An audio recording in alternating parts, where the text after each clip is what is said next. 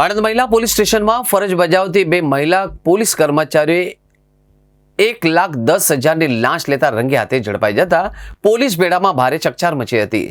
પુત્રવધેની અરજીના મામલે હેરાન ન કરવા અને પાસપોર્ટ જમા ન લેવા માટે આ લાંચ આપવામાં માંગી હતી.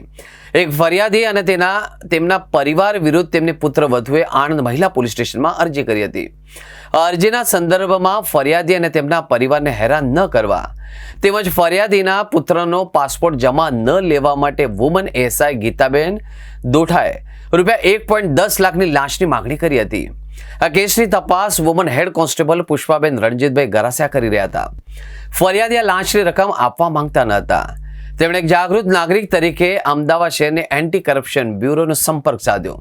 આ અંગે ફરિયાદ નોંધાવી ફરિયાદના આધારે એસીબીની ટીમે આણંદમાં છટકું ગોઠવ્યું. આણંદ રેલવે સ્ટેશન પાસે આવેલી જિલ્લા ટ્રાફિક પોલીસ ચોકીની પાછળ રેલવે ગોદી વિસ્તારમાં આ ટ્રેપનું આયોજન કરવામાં આવ્યું.